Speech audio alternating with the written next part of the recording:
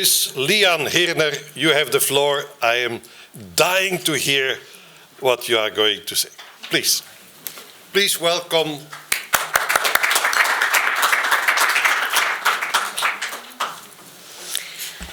Dear ladies and gentlemen, it's really a great pleasure to be here and to explain to you a little bit what does sustainability, ESG mean for Vienna Insurance Group. This is the first conference organized by XPRIMM on the topic of sustainability, a topic that not only concerns us all as insurance companies, but also influences our daily lives. Let me have a look at the Global Risk Report 2023, which shows us why. Climate and environmental risks are the core focus of global risk perceptions over the next 10 years. And they are also the risks for which we seem to be the least prepared. 6 out of the 10 risks are environmental risks, leading the most important 4 risks, which are 1, failure to mitigate climate change, 2, the failure of climate change adaptation, 3, natural disasters and extreme weather events, and 4, biodiversity loss and ecosystem collapse. This manifests the climate change and its impact as the driver of global risks in the coming years.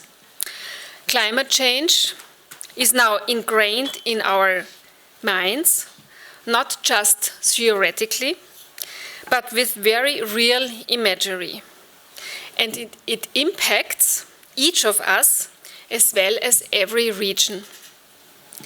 As an example, I want to mention the tornadoes in June 2021 in the Czech Republic, very close to Austria, where the event where many of us became aware for the first time of how immediately new impacts of climate change are also felt in our country. Until then, we had probably mentally assigned angry tornadoes to other continents.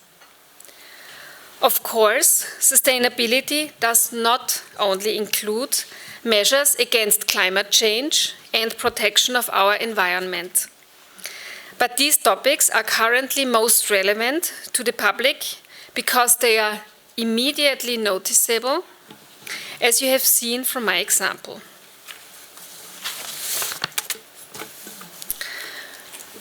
Maybe some of you will say, yes, climate change is a big threat. But we have much bigger problems to deal with right now. Yes, that is what the Global Risk Report shows too, when it looks at the biggest perceived risks over the next 2 years, where the environmental risks are superseded by the crisis for finance living cost and geo-economic confrontation.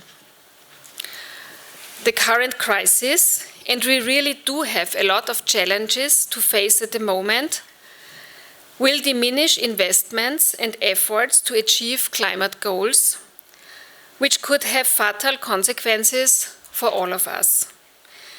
Because the consequences of climate change will further strain our natural ecosystems with impacts on our economy, health, and society. We must remain aware of this, despite current urgent crises to be addressed. From my point of view, no company today can afford not to take appropriate ESG measures, and of course, this also applies to the insurance industry. Sustainability criteria play an important role in investments throughout Europe.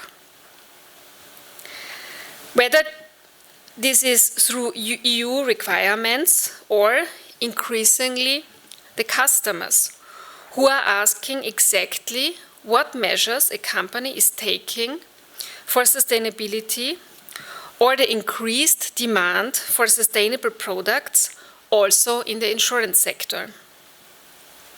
Our investors and financial service providers who exclude companies if they cannot demonstrate appropriate sustainability measures.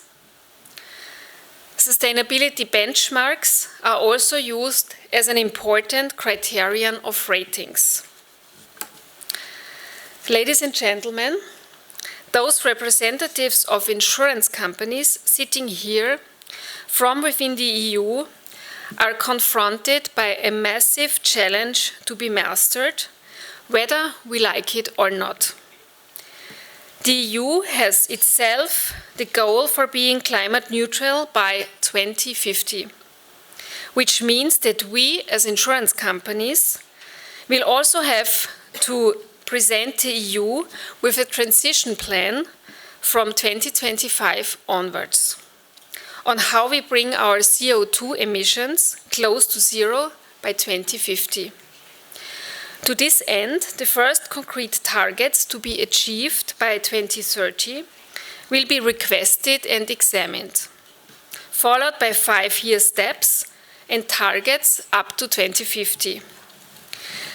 It is a serious matter, and the targets are also to be taken seriously. However, this can also be seen as an opportunity, especially for countries in the CEE region that are currently still very dependent on Russia's energy supply and want to get away from it. At the same time, investments in renewable energies mean more independence from fossil energy suppliers.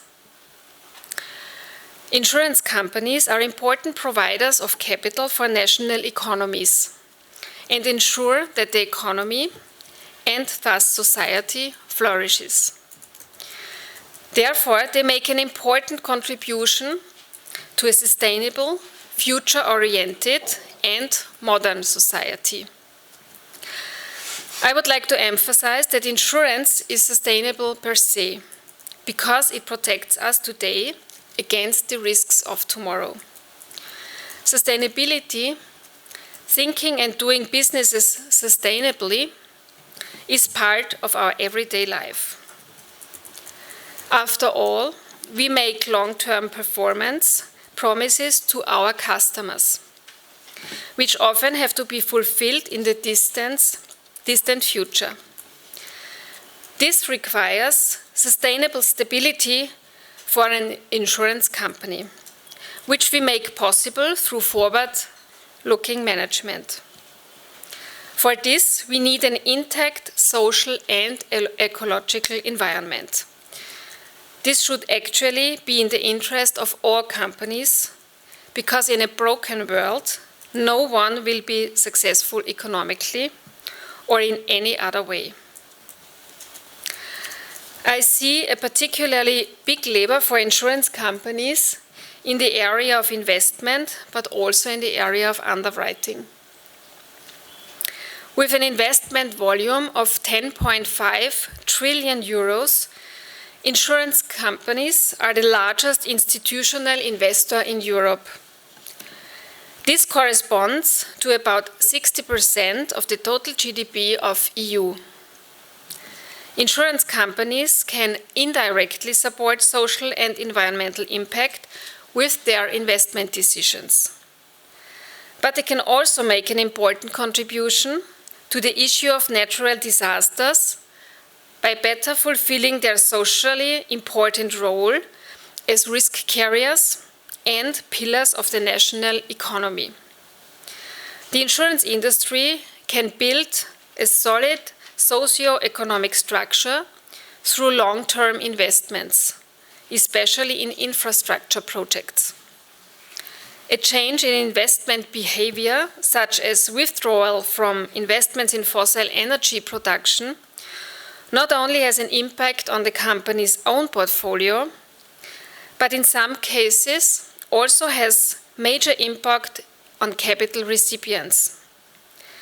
The loss of sufficient capital providers can make certain lines of business economically unattractive. for VIG Group, which is active in 30 countries with more than 50 companies, therefore the leading insurance group in CEE region, sustainability is an integral part of our strategy. Since 2017, VIG has been pursuing a sustainability strategy, and we have defined sustainability and the concrete implementation of ESG objectives for society, customers, and employees as our supporting group targets within our current strategy program, VIG 25. Our priorities in this case also take into account future social and environmental trends. This means that we want to actively participate in creating a future worth living. VIG Group is increasing its investments in rail, wind and hydropower and green bonds.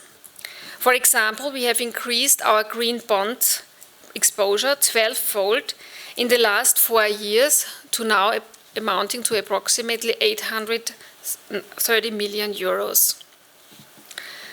In 2019, we have set out in our climate change strategy the gradual phase out of insuring and investing in coal energy. We no longer issue new insurance policies for coal-fired power plants since then. Our coal risks in the corporate business could be reduced by more than 70% compared to 2019. In March 2021, VIG was the first insurance company in Europe to issue a benchmark sustainability bond in the amount of €500 million. Only 1 year after this issue, the proceeds were successfully invested in around 80% green investments and 20% in social projects. We see a particularly big lever in EU's Green Deal in real estate. Real estate is responsible for over a third of all greenhouse gas emissions.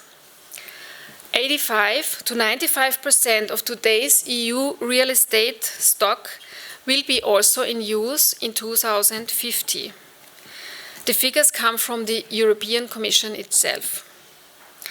Thermal renovation and the use of renewable energy in buildings are therefore all the more important. This is why we are also investing part of our sustainability bond in green buildings and energy efficiency, in addition to investing in social projects for affordable housing.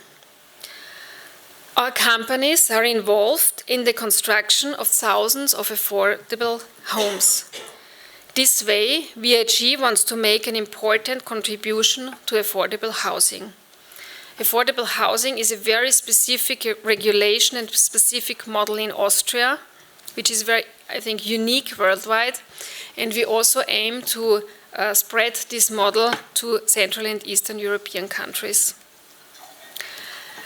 We have also joined the United Nations Global Compact, the world's largest initiative for corporate responsibility and sustainability since March 2021.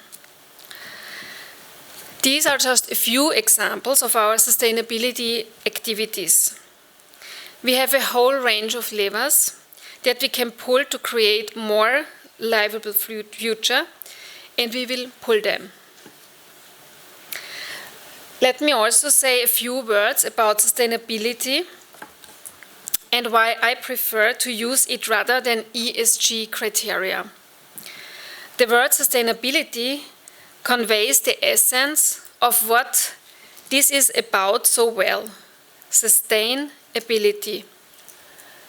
To sustain our ability as a society and as insurance to prosper, to create value, to persist today and in the future. The essence of sustainability becomes even more evident when looking at the standard definition of sustainability. The term was originally coined in its current interpretation in a UN report composed by World Commission of Environment and Development, or better known, the Brundtland Commission, named after the chairwoman of that commission, the former Norwegian Prime Minister Harlem Brundtland, as early as in 1987. Sustainable development meets the need of the present without compromising the ability of future generations to meet their own needs. For VIG, we have defined sustainability with creating economic value today without doing so at the expense of tomorrow. Because I believe we can be successful in the long run only by operating profitably, symbolizing the E economy from the basis, while respecting the laws and ethics, the G, which has always been a matter of course, taking care of people, and hence S, social, and paying attention to the environment, the E.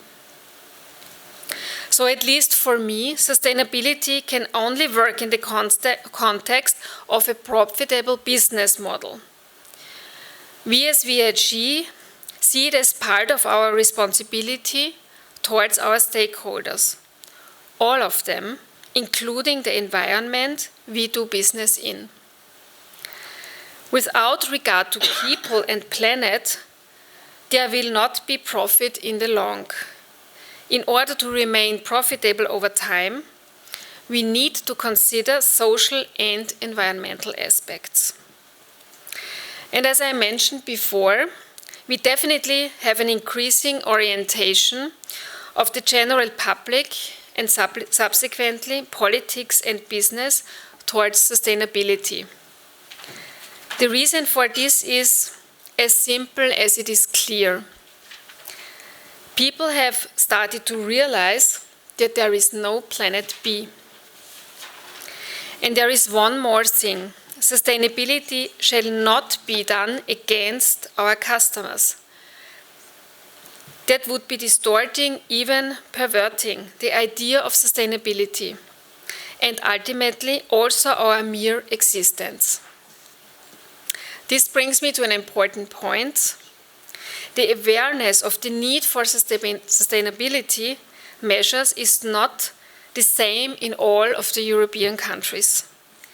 This has also to do with the different economic developments, the dependencies on fossil energy sources, the focus on energy and environmentally polluting industries, and people's prioritization of what is most important to them. The convergence to green targets, according to the Green Deal of the EU, represents a particular challenge of these economies, especially for countries in the CEE region. Given their fossil fuel-intensive industrial orientation and the high labor market exposure to certain regions to coal mining. The expansion of renewable energy is low, while the building sector sees a remarkable decrease of energy consumption in housing.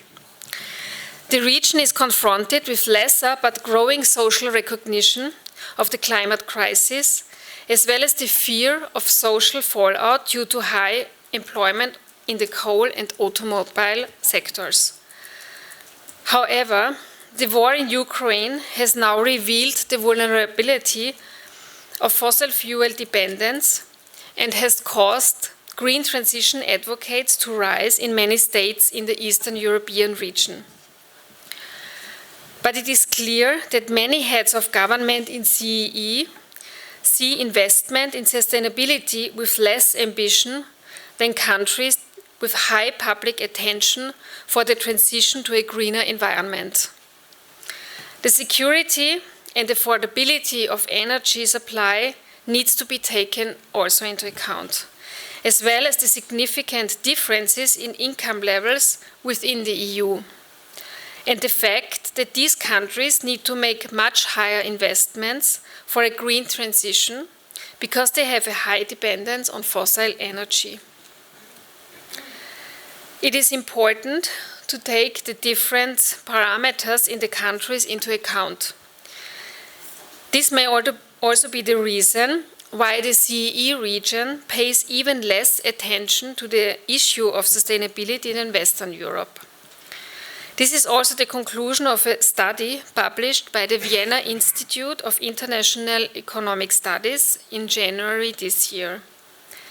In Austria, 27%, in the EU, 20%, and, for example, in Poland and Hungary, only 10% of the population see the climate and energy crisis as the most important problem of the respective country at present.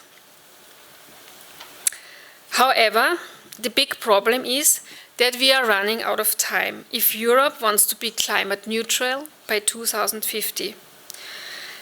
This is a more than ambitious goal, but for the reasons mentioned above, we as insurance companies must take our contribution in order to remain economically successful and also to survive in the long term. Because sustainability is not a trend, but it has become an absolute necessity.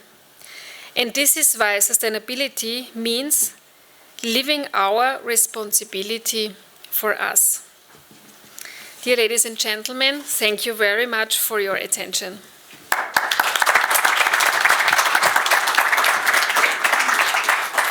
Thank you very much for your interesting presentation.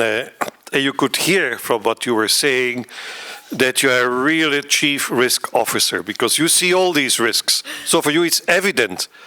But what would happen now if the CEO of VIG comes to you and says, well, this is all nice about the sustainability, but our main competitor is now underwriting all these areas where we have stepped out. And so we're losing business. What would be your answer to the CEO?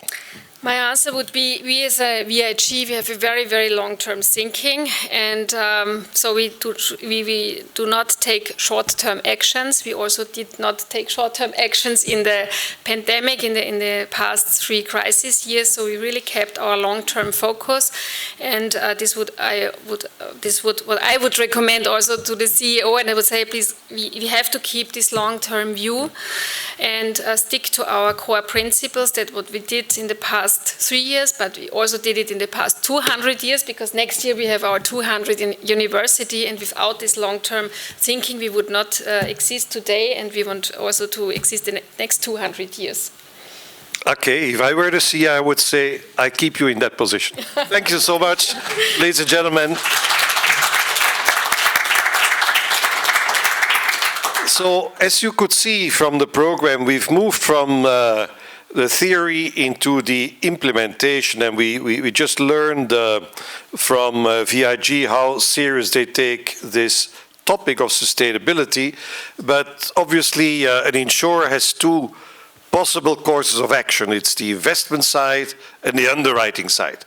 And we are now going to look first at the investment side and at the asset side of the balance sheet. And for that we have invited an expert, a mathematician, ladies and gentlemen. So it may require a little bit more effort from us to understand the mathematician. How he, in FMA, he works with the Austrian Supervisory Authority, and his job there is just to look at the asset side of the balance sheets and to try to evaluate that from a sustainability perspective. Well, it's quite a difficult charge if you look at EIOPA's consultation, where they are also looking at the prudential side and how they look at, asset evaluation and context. I think we should invite Felix BEGUN to listen to him, how he's doing that and what lessons we can learn from him. Is it possible at this stage to really have a sustainability analysis on the asset side. Mr. Begün, you have the floor. I hope I pronounced your name correctly. Yes, you did. Thank you. Thanks for your announcement.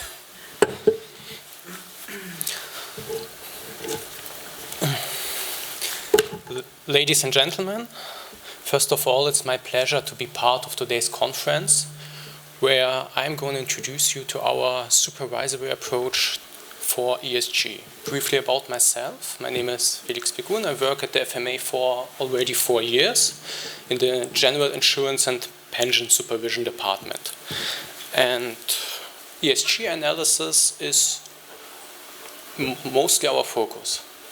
And what I'm going to talk about.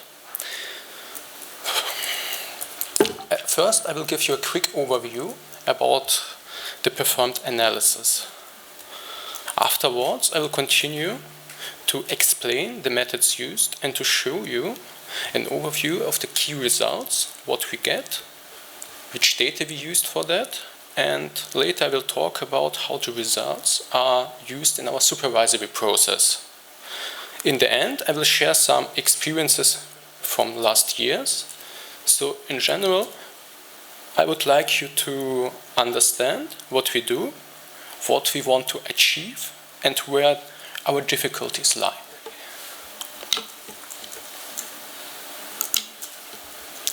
Coming to our objectives. First, we want to get an insight into our market and an overview from a supervisory perspective. Furthermore, we want to identify possible issues which might affect the undertaking's assets in the future, and after identification of worthy results, we incorporate them and the performed analysis into our supervisory process. So in general, our ambition is to have a leading role in sustainability assessments for the Austrian market, and our goals can be summarized as follows. First of all, we want to understand the methods used to perform our analysis, to communicate with the industry what we have found using their data. We want to implement supervisory issues, and we create and develop our own methods as far as it is possible to us. Continuing with our carried out analysis, most of all, we take the asset side into account. We use the reported data and perform ESG analysis, like to find out the amount of the climate relevant exposure. To get information about ESG scores, we use also the PACTA tool for climate transition. We also calculate climate stress tests, mainly according IOPA's exercises, but also we take a look on the qualitative assessments for the liability side. But first of all, I will talk about the performed asset screenings, like the NACE sector analysis from Professor Battiston, our climate stress tests for bonds and equities, about ESG scores from one of our data providers, Refinitiv, and about the PACTA tool we use for listed equities and corporate bonds. On the right-hand side, you can see which assets are available to us. Mostly, or half of our market consists of equities and corporate bonds. Also, we have almost 20% in governmental bonds, and these 3 asset classes combined are 2/3 of our market. So basically, all our analysis are for these 3 asset sectors. You also can see that about 12% is still a black box to us. It's the light blue area marked as funds without look-through. Unfortunately, we don't get funds look-through reported, so we have to use our internal funds database. So this is one of the difficulties we have to work with. But and all of the analysis you will see are market weighted. So this is what we also take into account. And all the data you will see is from year-end 2022.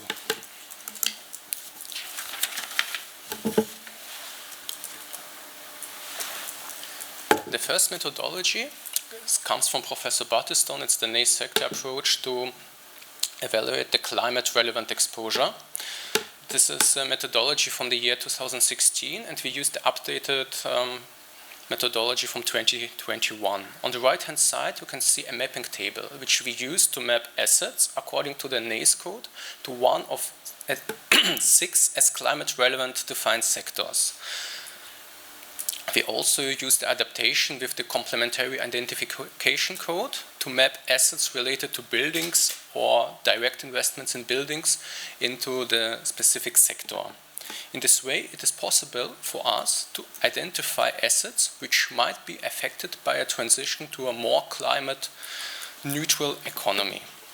And here you can see our results. We have identified a little bit more than 20% as invested in climate relevant sectors, and that buildings are basically the biggest sector. Also, you can see that 9% is still a black box to us. So we don't know where these assets are invested, in which sectors, but at least we know for sure, and we have a rather conservative approach. So if we are not sure which sector to map, we don't map it to climate related. And sometimes these uncertainties come from data quality issues, because we highly rely on the 4-digit NACE code to make it right. And I almost forgot, the variety between the insurance undertakings, and we have 33 in our market, is between 0.5 and 46%. And this is highly due to the fact that some insurance undertakings only invest or mostly invest in funds where we don't know anything about. Because our internal funds database consists of 70% from the market, and specialized funds are unfortunately a black box for us. Next topic is, after we have identified what is or might be climate relevant, we perform stress tests. Like we use the methodology from IOPA and the European Systemic Risk Board from last year, and we calculated these stress tests. And as a sudden and sharp increase in carbon prices is modeled with this exercise. According to the underlying NGFS scenario, this carbon increase would occur between 2030 and 2032.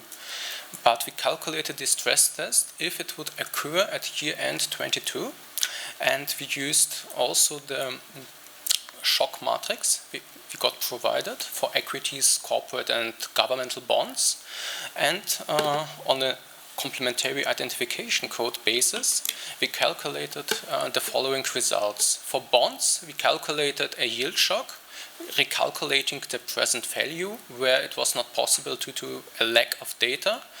We made an approximation using modified duration or even convexity. So we tried our best to make it mathematically as perfect as possible, and we got results between about minus 10.8% and max minus 13.6% if this scenario as modeled would occur.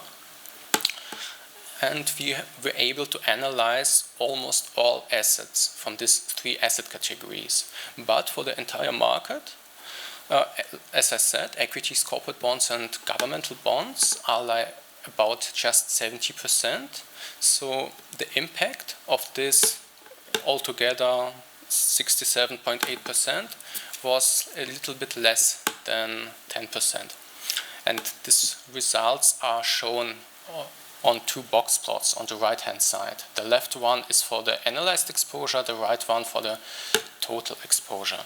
And you can see that some undertakings have basically no value corrections, no changes at all, and this is also due to the fact that we maybe were just able to analyze 10% of the exposure, and if we calculated less than 10% shock, then 10% from 10% is about 1%, so you can see not everybody has this high impact. Next topic are ESG scores, which we use mostly for comparative reasons, to compare different insurance undertakings, taking a look in where they invest. We use the database from Refinitiv for this, and we calculated and got the scores not only for the ESG score but also for the sub-pillar scores. And it's notable that it's a best-in-class approach. So even if a company got a score of 100, which would be the best, it does not necessarily mean that it's perfectly positioned. It can be just the best from the subset which was analyzed. And Refinitiv analyzes about 12,000 different undertakings. Most of them are from the United States. So you can see that even if way over 90% where we found ESG scores were invested in equities and corporate bonds, that only about 30% of equities, corporate bonds, and structured notes from our supervised undertakings portfolios had some ESG scores. But it's also highly rely on where the undertakings invest. Just for comparison, our pension funds, where we also made this analysis, there we found ESG scores for over 70% of equities and corporate bonds. And it's just for equities for assets which are located on the market, and we have a valid ISIN for it. Last but not least, I will talk about the PACTA tool, which we also use. It's a tool from the 2 Degrees Investing Initiative, which evaluates equities and corporate bonds. And what are we using it for? We use it to also get climate relevant exposure and to take a look on climate paths. This tool is rather a substitute for us, at least if it comes down to the climate relevant exposure, substitute to the NACE code approach, because the methodology behind it is different, and also the sectors are different. And one big restriction for the climate paths is that they are based on the published production plans from the undertakings. And given a timeline of 5 years, it's likely that the plans might change, because it's not an extrapolation, it's just the status quo. And what would happen if the undertakings follow the status quo which was published. On this slide you can see the first result. It's the climate relevant exposure, and all graphs and all results in this tool are separately available for equities and corporate bonds. And you can see which sectors are included. Most of the results are for the sectors automotive, fossil fuel, and the sector power. And they are always compared with a benchmark. The benchmark for corporate bonds, which you can see on the right-hand side, is the global corp bond UCITS ETF from iShares. And you can see that about 16% of our corporate bonds were in one of these sectors. For equities, we found 22%. But rather the important part are the climate paths. Climate paths which are available also separately for equities and corporate bonds, and for all subsectors within power, automotive, and fossil fuels. Here is a result for hydropower, for the listed equities, and you can see different paths. You can see a solid line and a dotted line. The solid line represents the production plans from the listed equity portfolio, which PACTA recognized, and the dotted line represents the production plans of the benchmark portfolios. The climate scenarios are from the International Energy Agency. It's the World Energy Outlook from 2021. And what is mostly most interesting are the different background colors. And they can be interpreted as follows. If you take a look, the solid line ends in the dark green area. That means if there were only the analyzed companies on the market, and these climate paths are only for the analyzed exposure, not for the entire world, not for the entire business model structures. So if there were only these analyzed companies, global warming would be limited to 1.5 degrees due to the fact that net zero emissions would be reached for 2050. What do we use it for? We want to analyze which companies and which insurance undertakings might be higher or less affected by transition to a more carbon neutral economy. And for the undertakings which are in the green area, we expect they will be less affected. Companies in a red area might be even higher affected.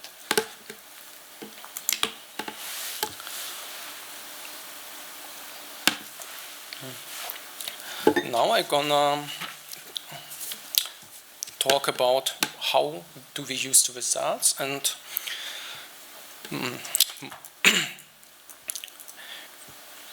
we perform our exercises, and the exercises performed allow us to assess sustainability risks on the asset side. We can determine climate paths of the portfolios and better understand how climate risk could impact the financial position of our supervised entities. And also we evaluate undertakings ESG strategies. Furthermore, we engage with supervised entities through a structured dialogue with management board and high-level representatives since 2019 on a regular basis. And our objective is to present the results of our top-down ESG asset screenings and climate stress tests, to communicate our supervisory expectations of material sustainability risks, and to ensure that supervised entities adequately integrate climate-related risks in their business strategy, risk management, and governance processes. We also publish our key findings in our annual report of the state of Austrian insurance industry and have developed a dashboard for ESG, at least by now, for internal purposes. But you can see what we have created on this slide. It's by now a work in progress. It's also just available in German language, but it's by now at least for internal usage. And you can find all the results which I presented to you so far, and even more on this dashboard, like climate relevant exposure, stress tests, calibration, our asset allocation, ESG scores, and also qualitative assessments, which we also take into account. And even if I don't talk much about them, we also focus on this issue. Last but not least, I will share with you some experiences from the last years. We know that some methods are new and still in development, and more developed methods are rare, and often the methodology is not available in full detail. Also, data quality and data granularity are important issues, like the scope of the methods is often limited to specific asset classes. Some methods are rather a substitute instead of being complementary to each other. And since we mainly work with reported data from our supervised undertakings, we depend on the data quality we receive, and for some methods we need additional data from external providers, especially to calculate our stress tests.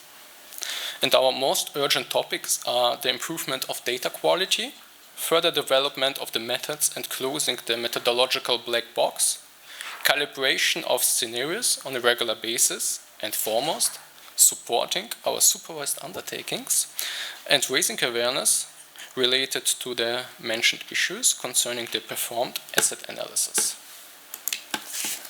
thank you very much for your attention. Do you have any questions?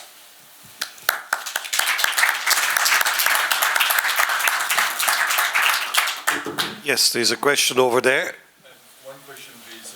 You acknowledge that the government... Maybe you should use the... Thank you. You acknowledge that the government bonds are an important asset class in the balance sheet of insurers. I don't understand how you analyze the government bonds in relationship with sustainability. How do you find the criteria to assess them? Is Austria sustainable? It's rather relative compared, depends on what you compare it with. But governmental bonds we mostly use for our stress test calculation, where we are getting some scenarios provided from the European Systemic Risk Board mainly, and also governmental bonds can be affected by climate transition, because governments rely on state income, and state income relies on the economy, and if the economy performs better or worse, then government bonds can be affected in their value. They can rise or they can fall. Not only interests are important to evaluate corporate and governmental bonds. So they are affected indirectly through the economy. Exactly. Very well. I think it was a very interesting presentation. My question to you is, what is the supervisory consequence? If I'm, as an Austrian insurer, I'm more exposed, based on your calculations, what do you tell me then? I will show you what we have found. At least at the moment, we don't have measurements to ensure something better or worse behavior, but at least we have some our findings. We publish them all, so it's accessible for the public, but not on a company level. No. But at least all companies will know what we have found, and if we have found something bad, we will let you know. But there are no supervisory consequences in the sense that you will tell me you have to hold more capital or sell these assets, or not yet? Not yet, at least. Very good. Okay. Join me in thanking again Mr. Begun. Very interesting presentation. Thank you. We're now continuing, and we will have a duo presentation by Ksenija from this university and the University of Ostfalia in Germany, whose research topic is sustainability. So she will tell us a little bit about her experience in her research, and then after her presentation, Professor Klime POPOSKI from Ohridski University will then come and tell a little bit about a study which they both are carrying out about reporting on ESG matters by European companies. So, Ksenija, please, you have the floor, and we are interested to hear what a researcher has found on this topic.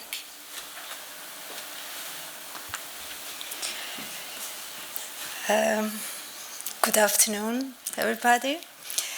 First of all, I would like to thank the organizers for the invitation to this conference. I'm really honored and privileged to be a part of this meeting, of this conference, as a representative from academia. I'm delighted to be here today, and I will talk about my favorite topic about ESG. All eyes are today on ESG and sustainability, and together with artificial intelligence, RegTech, cybersecurity, sustainability is also one of the most significant trends in the financial markets last years.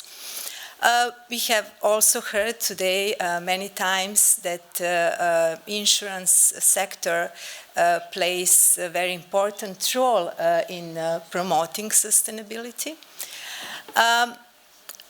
Also, that comes from a regulatory side, but despite increasing interest from policymakers and financial regulators, studies relating to the insurance industry are still scarce. So our aim was exactly to fill this gap and to analyze the practice of social and environmental disclosure among European insurance companies.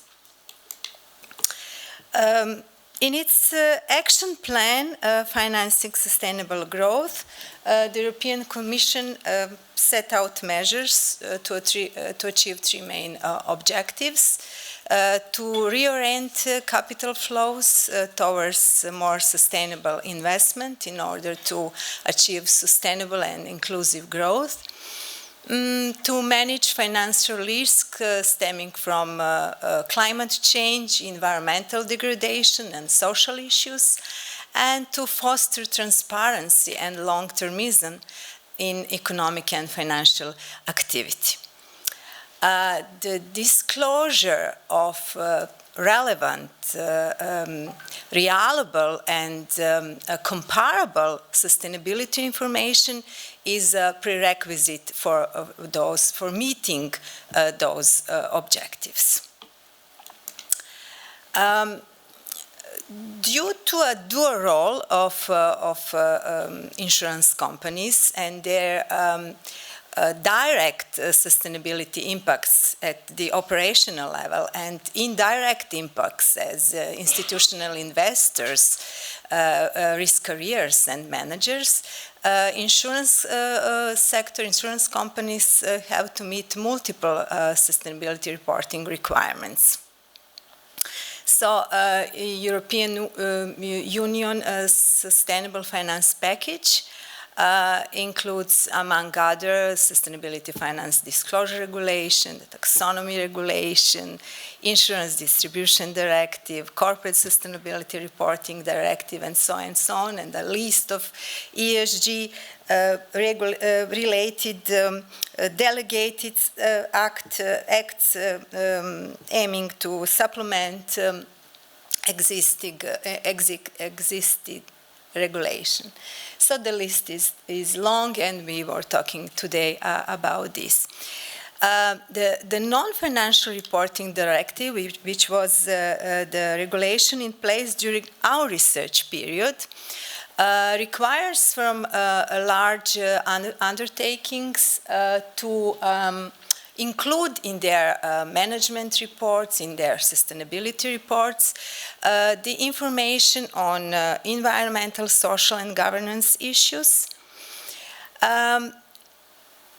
But non-financial reporting directive gives a fair amount of flexibility to insurance companies. It does not require the use of any particular non-financial reporting framework or any standards, nor does it impose a list of indicators to follow. It just gives flexibility to insurance companies to disclose on the information they think they are useful. So, having that in mind, our aim was to identify these explicitly communicated environmental and social issues, but also neglected factors. So we wanted to know how European insurers are advancing in sustainability reporting agenda.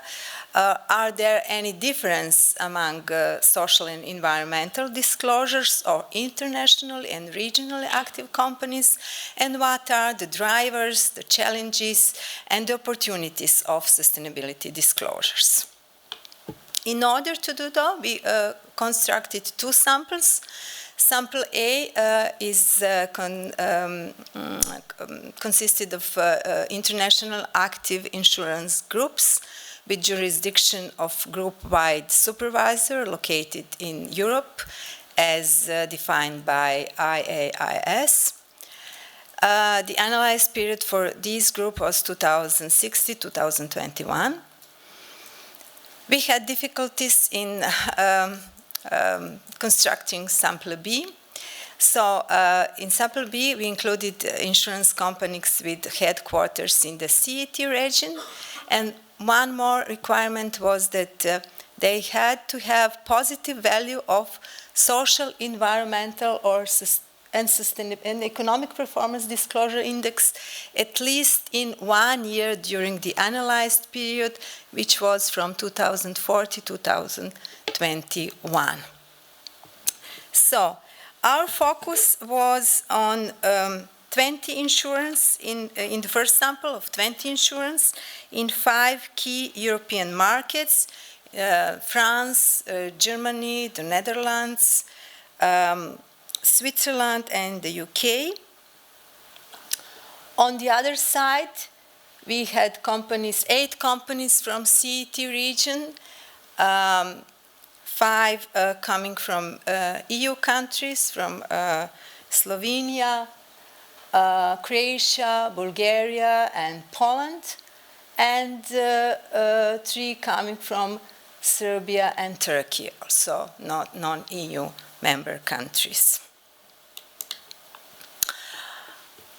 Our research methodology was much more not so complicated as from Mr. BEGUN.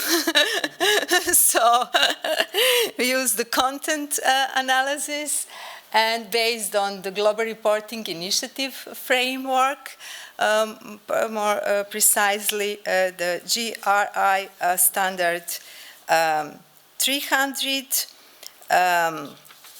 and the GRI standard 400. So 17 social indicators and 14 environmental indicators.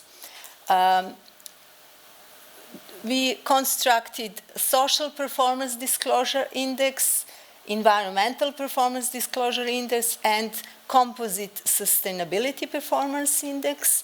The position of index was coded with 0 if the information about the indicator does not exist, and 1 if the information, if indicator exists.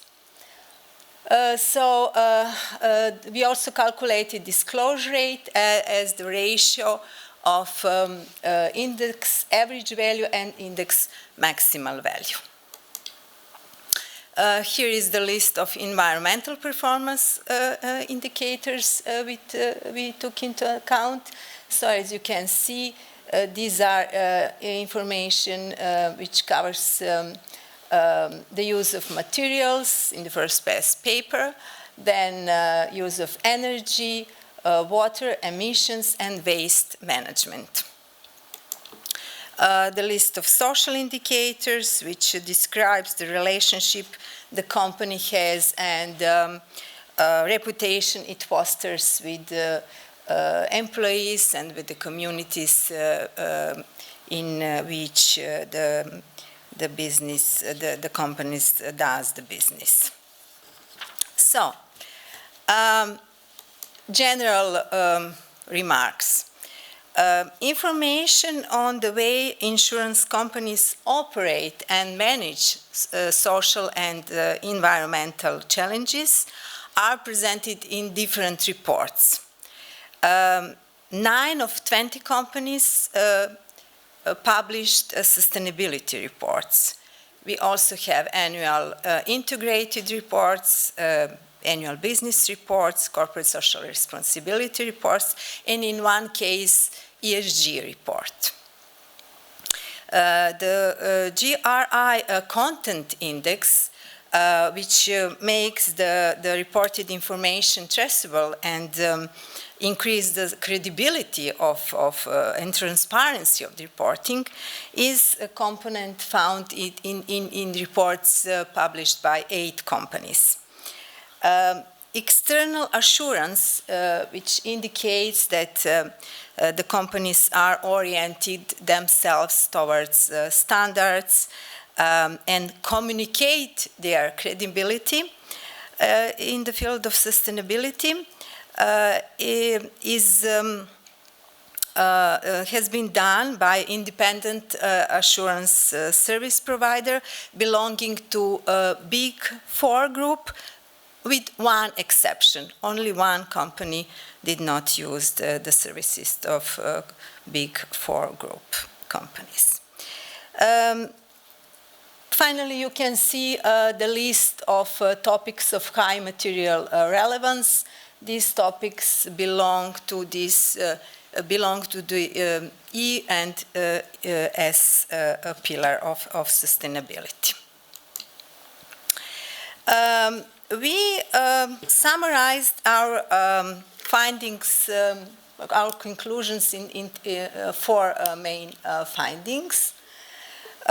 First, the empirical analysis suggests that the insurance companies recognize the increasing importance of sustainability in communication with the stakeholders.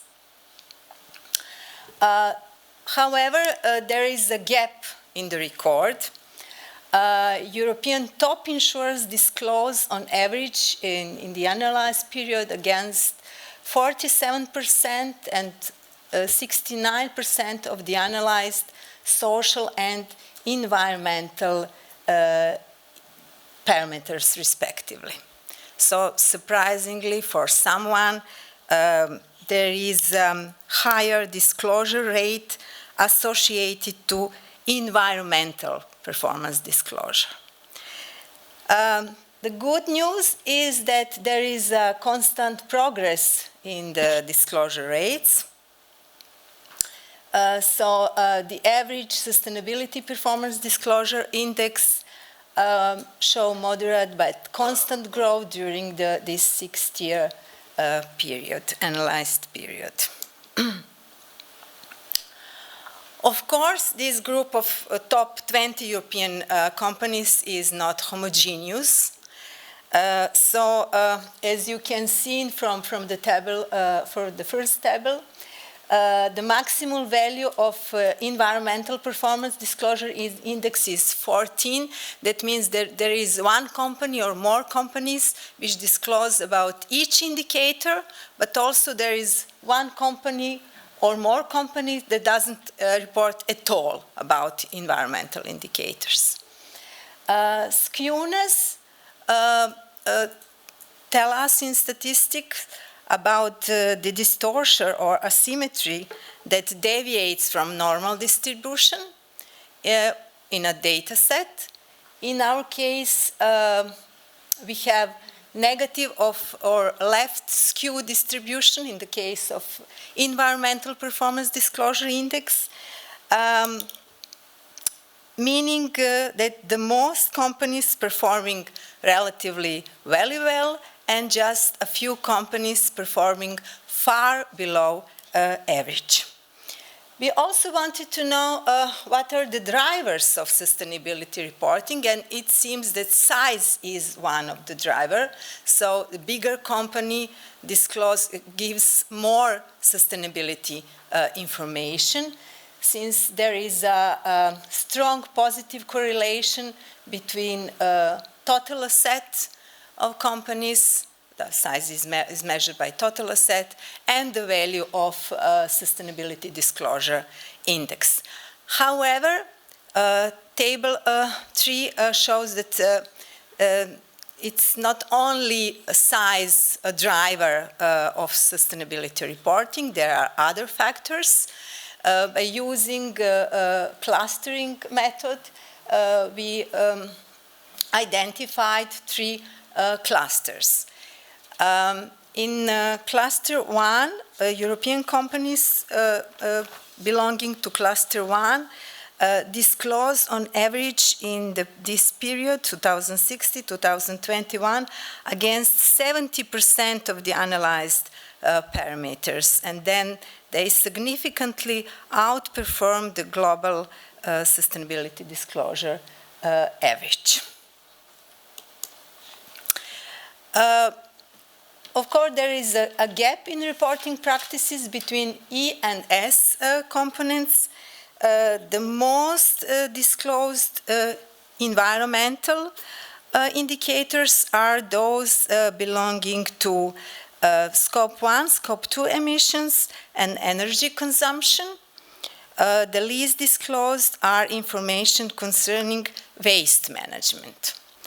The most disclosed social indicators are those related to employee turnover, diversity of governance bodies and employees, and average hours of training per year per employee.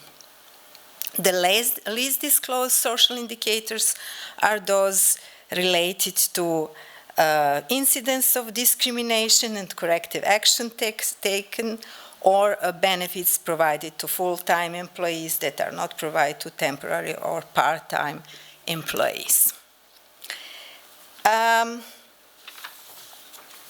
The analysis related to sample B has been extended also to the third pillar of sustainability, to economic pillar. It includes here 12 indicators from GRI standard 200, economic. What are here key findings? European 20 top insurance outperform their regional peers, which disclosure on average during the analyzed period against 32%, 20% and 31% of the analyzed economic, social and environmental parameters respectively. Of course, here there is also progress in reporting, and particularly during the COVID period, during 20 and 21, when we observed higher disclosure of 201.4 indicator financial assistance received from governments, then occupational health and safety, indicator on occupational health and safety, and indicator GRI 404, training and education. A lot of webinars in this period have been realized. Finding number 3, again, there is a gap in sustainability reporting practice between insurance companies operating in the region.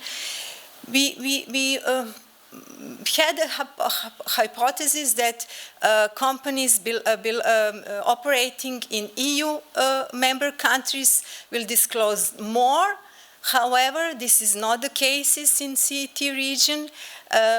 Anyhow, Slovenian insurance are regional leaders in sustainability disclosure practice. As you can see, the information here about the trend, Triglav and Sava are the leaders here.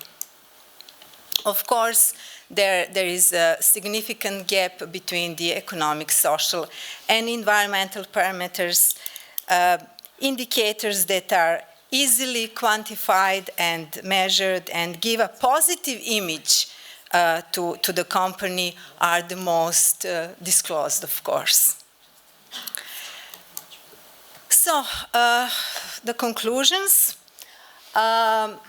Is it easy being sustainable? It's not so easy. However,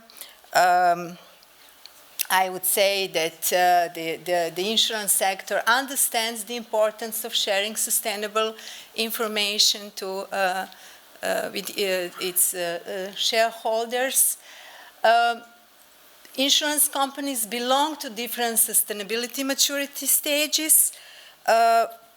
From those companies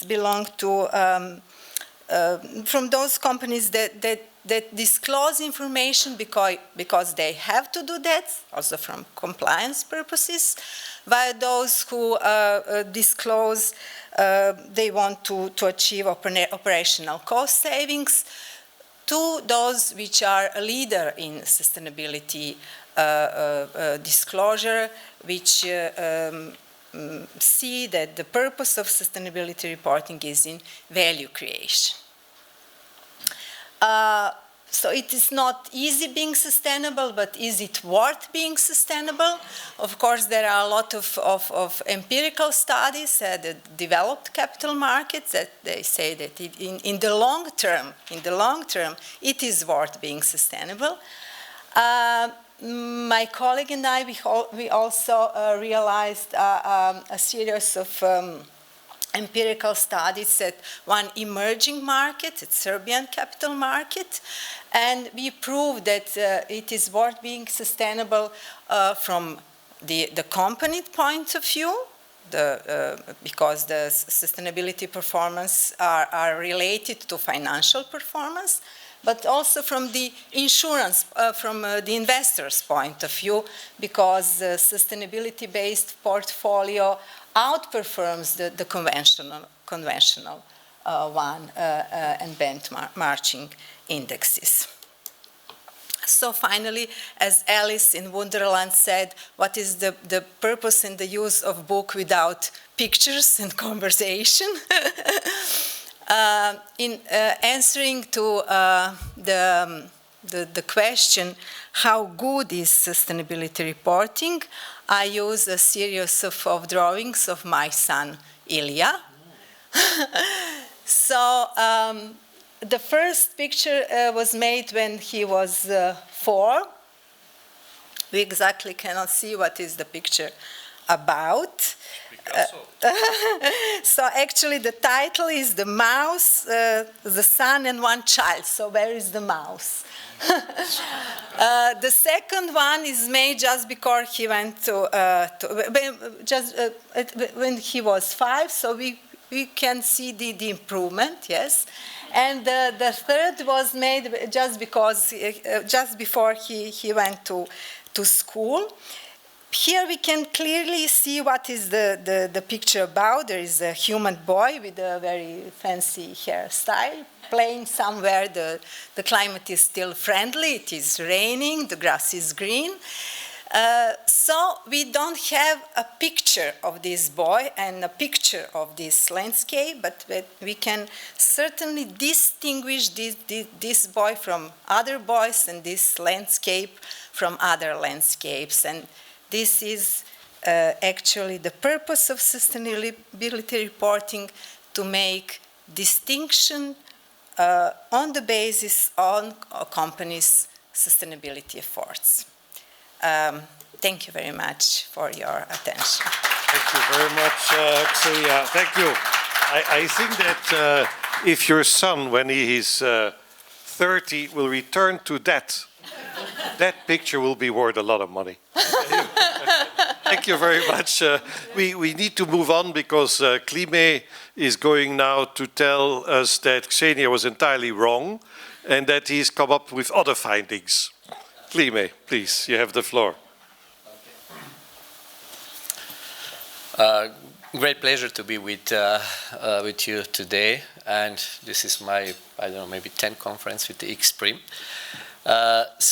Actually these findings were joint findings with Ksenija. We were working together on this research, but there is another research that actually just I would like to announce, and the research findings and the report that will be coming from this survey will be published, I believe, by the end of the summer time, and it will be public available, and each of you can see on the website of Access to Insurance.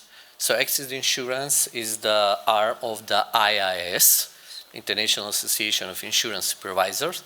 And in my capacity as a former supervisor, because since November I am now with VIG as a CEO of Winner non-life subsidiary in Macedonia, but also still attached close with the academia.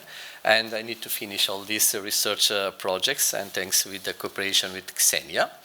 And the survey that we are working now, we have very exclusively opportunity to present our preliminary findings on the EIOPA conference dedicated for Eastern European region, or for non-EU countries. That was 2 weeks ago. Pamela already mentioned that in her speech. And what about was the survey?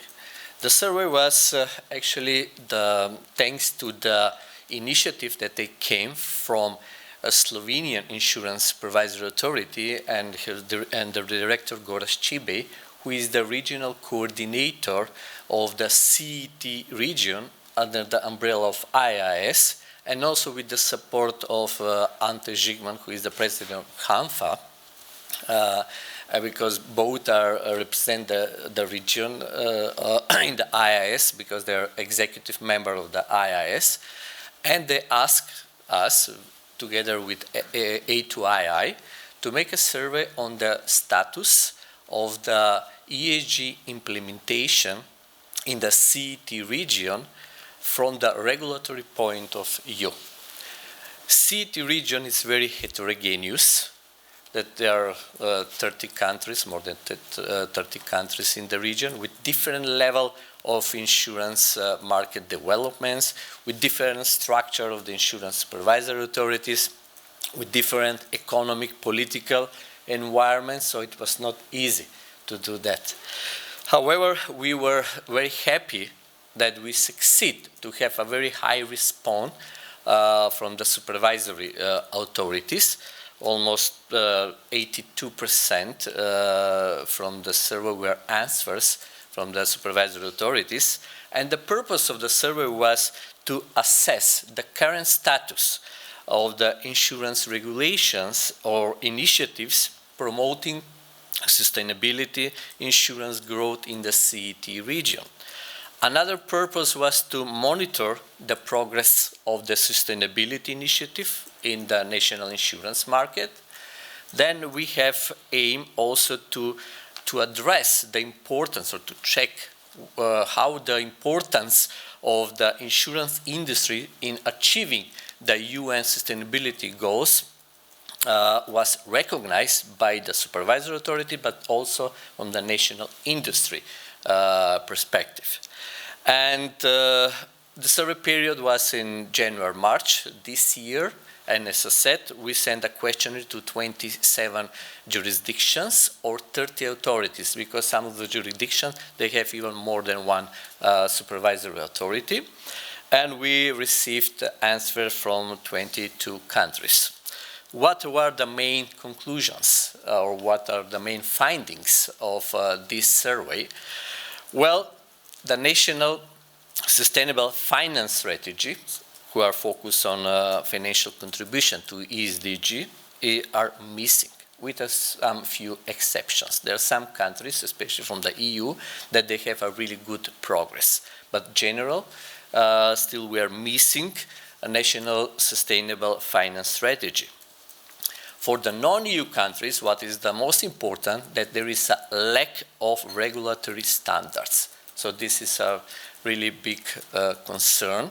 And then there is a message as a recommendation that non-EU countries, especially the regulatory authority, which also not included only supervisory authority, but also the government, they must provide a lot of work, a lot of progress and initiative on creating the regulatory standards.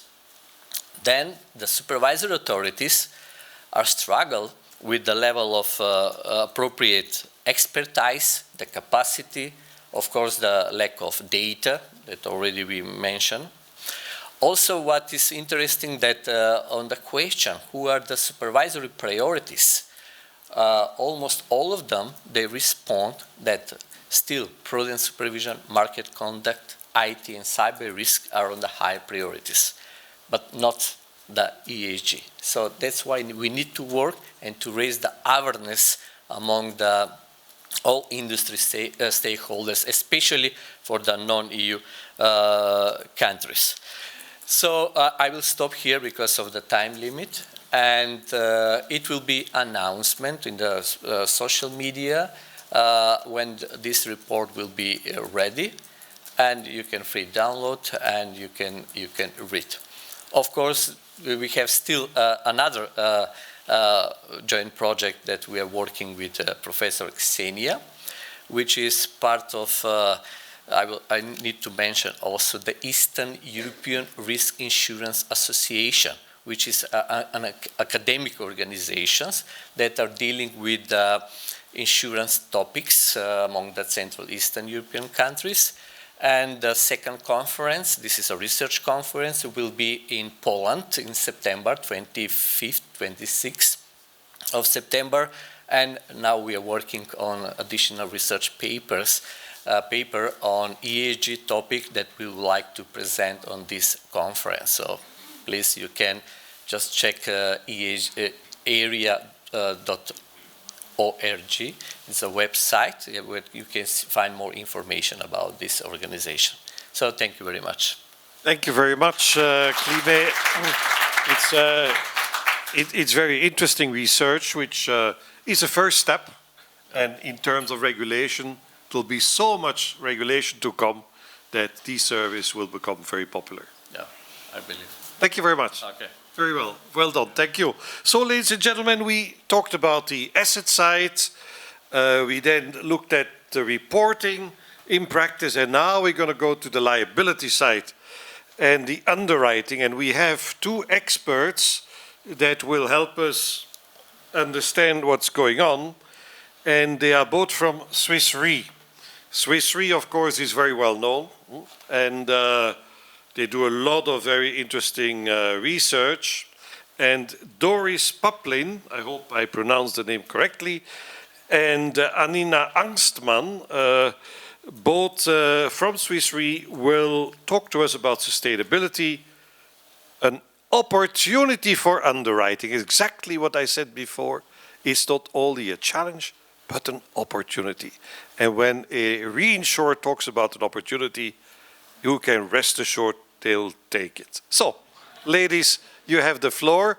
Who will want to present first? Is it Doris? You're the first, please. You have the floor.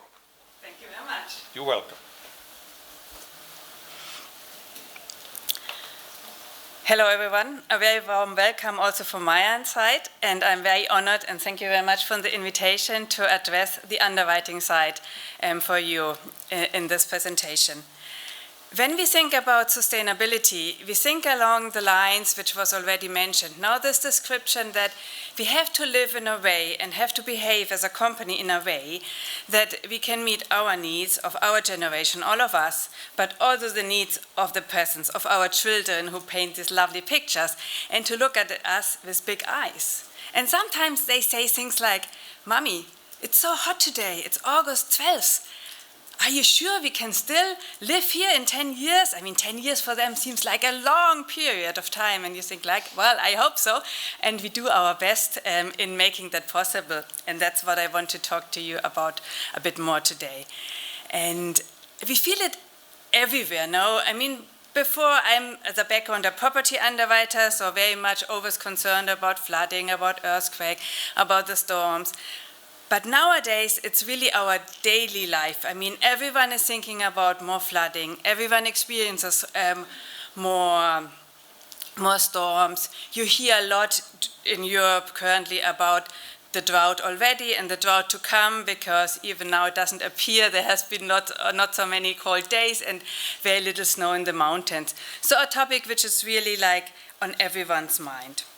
And I will take you through what we do on the underwriting side and also a bit our strategy, and then I will hand over to Annina to address the solution side. Good. So on the left-hand side of the slide, you see our group sustainability strategy, so for the whole Swiss Re. And we start with our vision. I mean, our vision is to make the world more resilient. But then we try to break it down. What does it mean in the sustainability context?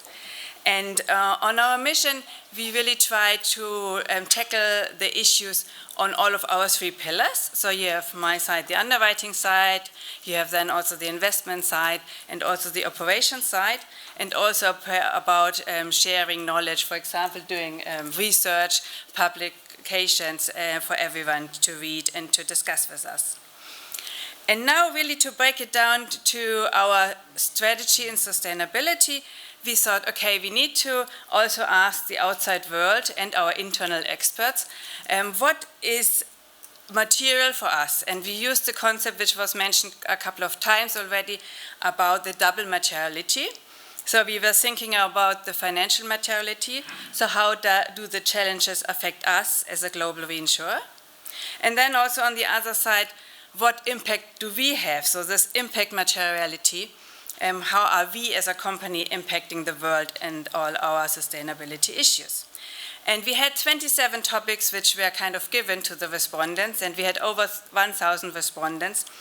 And they said, like on the top, there were 3 macro topics and only 1 micro topic. So on the top, not surprisingly for you as an audience, there was the climate change adaptation and then the nat cat protection, very closely followed by the decarbonization and also the ESG risk management as a micro topic. So out of this and our own thinking, we then developed our ambitions, and we said, okay, we are focusing on 2 ambitions for the time being, for the next 2 to 3 years. The first ambition is advancing the net zero transition.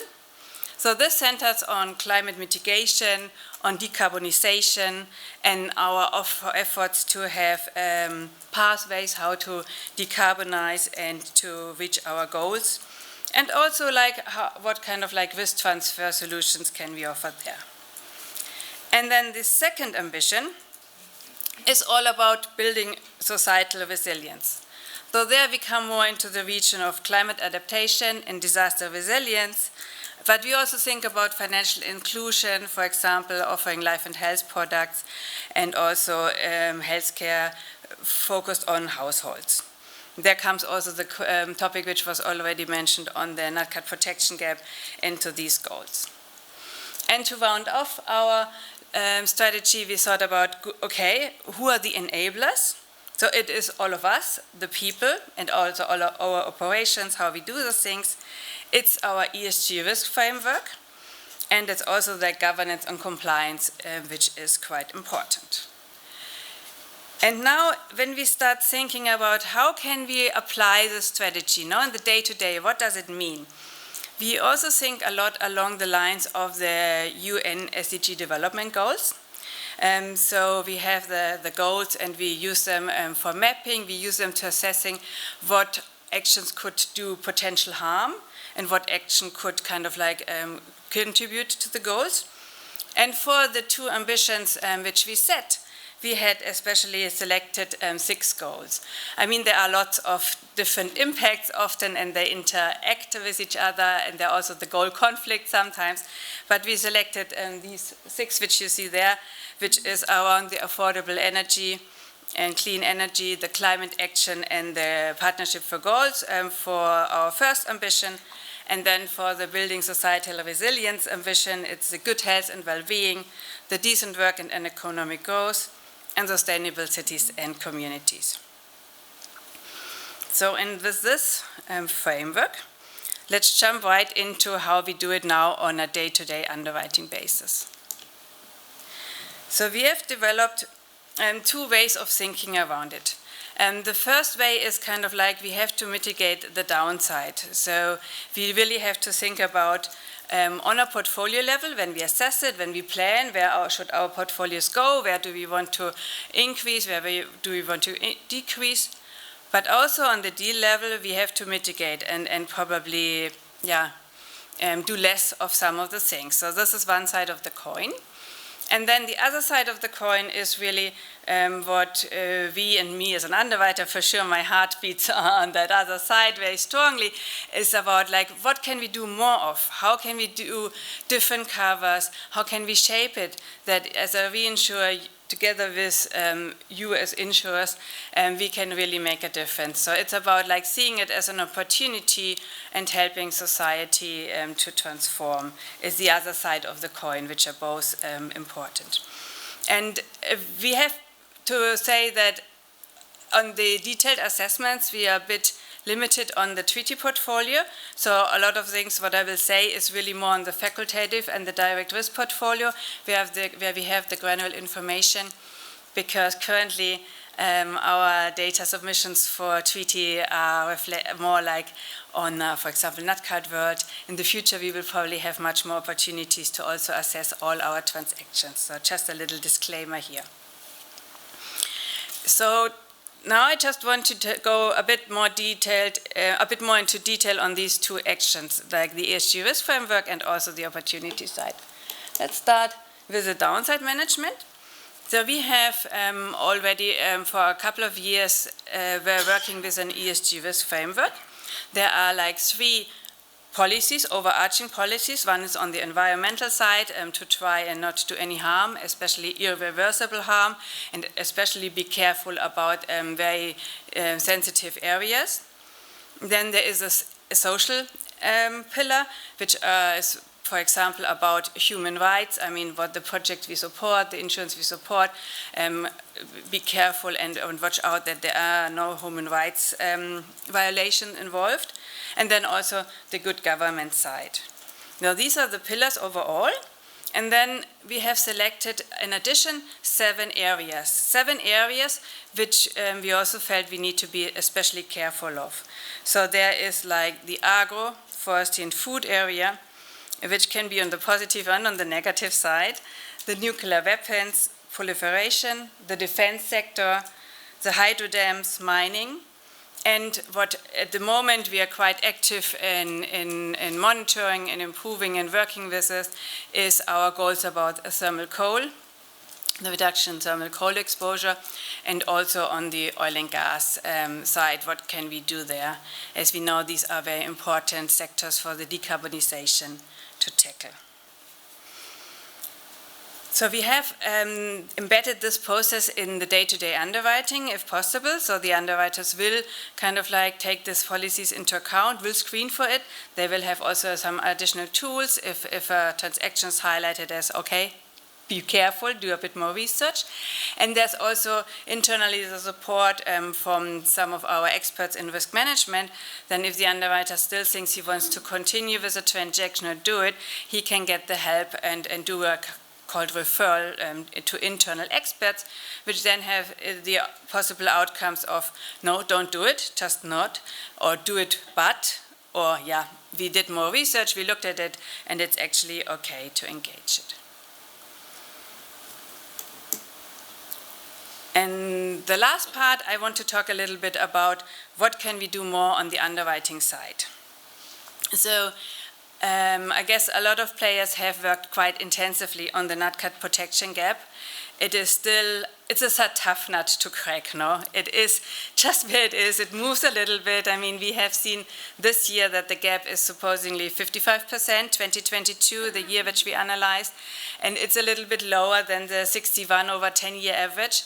But we all know this has also to do with Hurricane Ian, who in the US struck an area which was a wealthy area and with a higher, compared to the worldwide average, a higher take-up rate for insurance.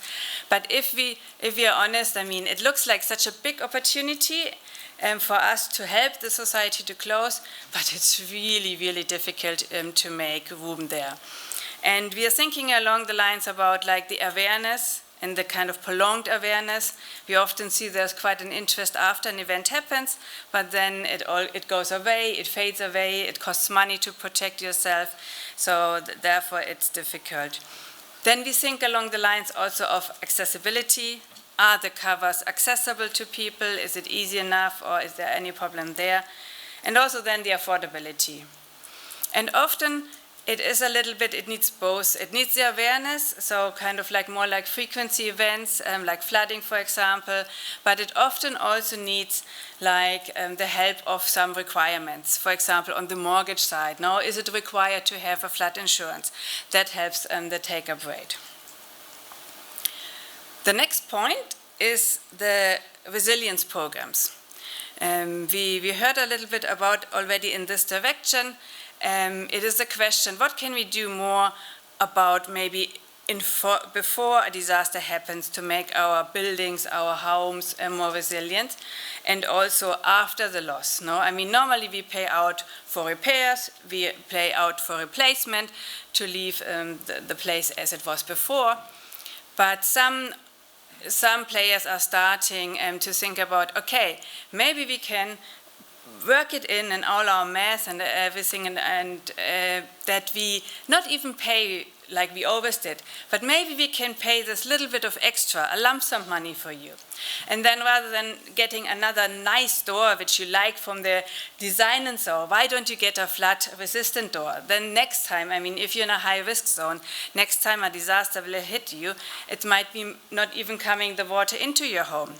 Or you painted it inside with a water-resistant paint, and then it's just you sweep it out, and you're all gonna be up and running very soon again after disaster. So these are kind of like the thoughts which we encourage, which is difficult because someone obviously always have to pay for it, but just as a thinking along these lines. The third area is about nature-based solutions. I mean, we know that nature is providing us a service, that the ecosystems are providing us a service. We very much need it as individuals, and a lot of our businesses do also need it and are really reliant on a good nature and a good ecosystem services. Nevertheless, it's probably something which is just behind the whole climate change in an attention span of all of us. And here's the question, like, what can we do more? Can we do more, for example, of these mangroves covers? So in case of a hurricane hitting and destroying part of the nation, it's time critical, as biologists tell us, to repair these areas. Now it must be quick and done soon so that they can give the services again and provide it. Who are the players who are interested in covering that?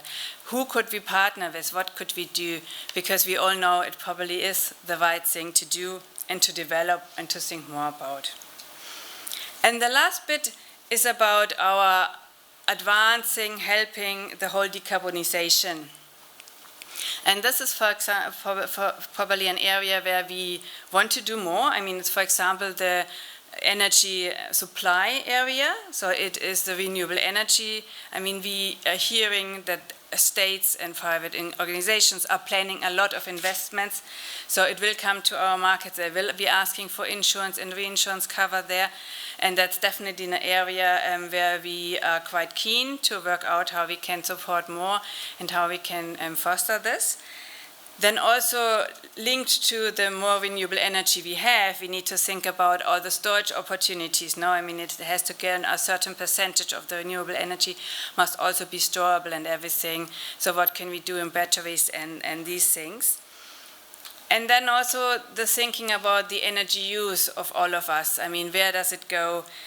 What can we do in respect of the housing, of energy efficiency, about mobility?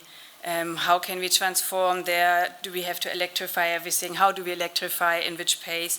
And we are hoping that we can also do our bit to it and foster and help and advance there for the good of everyone at the end of the day. And with this, my couple of examples, I'm very happy to hand over to Annina to tell you a little bit more about what we are doing on the sustainability solution side. Thank you very much. Please. So Doris will be with us in the afternoon on the panel, so if you have questions, we can raise them then. So now, Annina, you have the floor. Thanks. Yeah, so now I want to go a bit to a different type of action that Swiss Re is taking, and that's engagement with stakeholders. A very important group of stakeholders for us obviously are insurers, who are our clients on the reinsurance side. And that's basically what sustainability solutions is about. We were thinking then all these approaches and assets that we are developing for ourselves, or also with the work of the Swiss Re Institute, how can we make some of that available to insurers? We've talked about this a lot. Everyone in the insurance industry is basically confronted with new and rising expectations from shareholders, from employees, from clients, and then also with regulations and disclosure requirements. So some typical challenges around portfolio steering and underwriting that insurers face include assessing the status quo, so kind of what is the exposure of my portfolio to sustainability risks and to climate change. Then in the next step, defining the contribution to climate change. So how do I set targets, and afterwards how do I then operationalize these targets in underwriting? And then obviously there's a very important bucket around engagement with clients, with stakeholders and society at large, and how to disclose also. Now these are challenges that we are tackling as well. I mean, Doris mentioned it before. We are advancing towards these ambitions of advancing the net zero transition and also building societal resilience. And then basically when we thought about what are the proprietary assets and approaches that could also be interesting for insurers in the context of portfolio assessment and underwriting, we then focused on 3 areas. It's transition risk, ESG and SDG, and physical risk. So transition risk, that's a point Doris also mentioned briefly before. For us, it's always a difference what we can do on the treaty side with the data that we have available there, and on the facultative and direct side. And transition risk is something where on the facultative and direct side, we're basically measuring the CO2 footprint of these portfolios and then also benchmarking it against the market to see what are areas that require particular attention. So that's one area, and then you can also go a step further, take on a macroeconomic perspective and basically have a look at now with these CO2 pathways, what are likely tax scenarios and what might this mean for the insurer's top line. Then ESG and SDG, that's around assessing portfolios and single risks around ESG dimensions.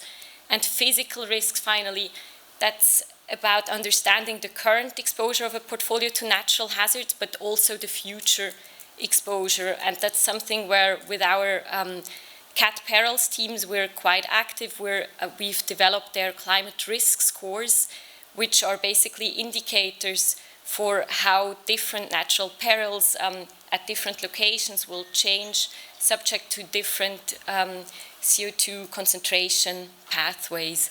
And then you can basically run modeling exercises at some points in the future. Now, for the last couple of minutes, I want to have a closer look at the first 2 topics, transition risk and ESG and SDG, in particular also focusing on an underwriting example around biodiversity and ecosystems, which we've also seen in Liane HIRNER's presentation of one of these top risk topics. Yeah, what you see on this slide is kind of on a very high level, a benchmarking of a commercial portfolio CO2 footprint. So what you can do there as a starting point is kind of based on CO2 intensity data, which basically gives you the CO2 emissions per million revenue on a very granular industry sector basis, so similar to an approach that Felix BEGUN was talking about with NACE codes, but then very granular in terms of industries. The intensity, the granularity, you, for example, see if you look at the 3rd row from the top where you have manufacturing, and you really see that depending on the subsegment of manufacturing, there's quite a wide span, pretty much all across the scale of CO2 intensities that might be associated with an economic activity of a company. This granular intensity data is the basis. You can then apply this to the portfolio and arrive at the picture as you see it on the left. This already helps with KPIs, but I think the interesting part is really then that you also put that into context, comparing to the market. So for example, in the example on the right, you have the insurer's portfolio at the bottom, the market at the top. You see that the low carbon intensity companies they are more prevalent in the insurer's portfolio, but then also the very high ones where you have 6 instead of 3%. And that's then kind of an interesting starting point for discussions that we have with insurers around what are interesting areas to focus on. For example, if you want to start asking customers questions or steer the portfolio in certain directions, where are there opportunities and where are maybe segments where you are overrepresented, which could be a bit of an issue with transition risk. For ESG and SDG, kind of the high-level first approach is similar. One can, for example, use the UNEP principle for sustainable insurance framework to have a first quantification of a portfolio along 29 E, S, and G indicators and benchmark this against the market to see what are some of these indicators where I want to further deep dive. And one indicator where we've done a couple of deep dives with insurers is around biodiversity and ecosystems. So you have this as an indicator under E. Maybe not, Pamela mentioned before, E is very easy to measure, right? That's maybe not so much true for this one, but still a very important one as we saw it as a top risk also in Liane's presentation. And when we looked at this more closely, we basically looked at the interplay between economic activities and ecosystems. And there are kind of two directions in this interplay. So on the one hand, economic activities depend on ecosystems. So there wouldn't be such a large pulp and paper industry in Finland if there were not any forests in Finland. On the other hand, economic activities obviously can also impact pristine ecosystems, and hence we are kind of looking at two risks in this context. One risk is impact risk, so that's the risk that an economic activity adversely impacts a pristine ecosystem, which then leads to reputational and financial losses. The other one is dependency risk. So a company depends on an ecosystem, and hence if this ecosystem is adversely impacted, also this can basically lead to economic losses. And that's now something you can consider in underwriting. What we see on the slide is basically two different sites. One in Switzerland, there we have offices. Then the other one in Malaysia, that's a plant. For the offices in Switzerland, both the dependency and the impact risk here are assessed as low. Now, if you look on the right for the plant in Malaysia, what is interesting is these sliders at the bottom from red to green. This is basically an indication for the current intactness of the ecosystem. And if you compare the two, you see that the assessment is pretty similar. I mean, soil fertility is not the relevant measure there in the left in the city in Switzerland, but the other measures, BES index on top, that's the overall assessment of the biodiversity and ecosystem services with an index, that's pretty much similar. And same is also true for water quality or habitat intactness.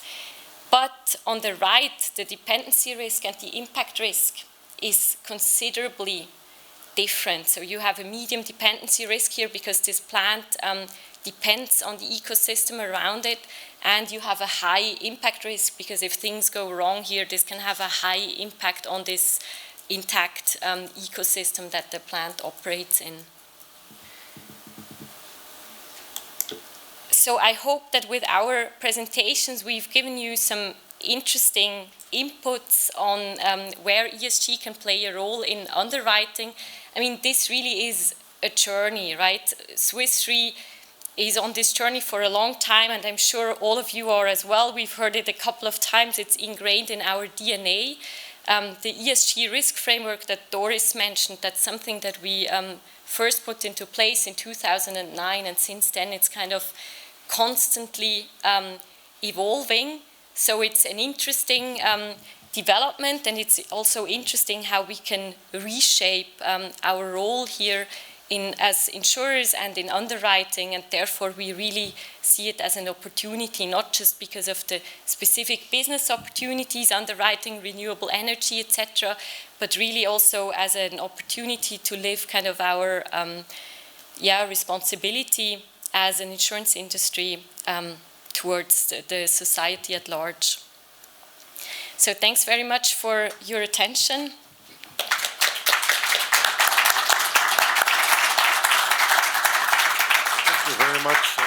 Thank you very much for a very interesting presentation. I'm afraid we have to move on because we'll otherwise we'll all get so hungry that we will skip lunch.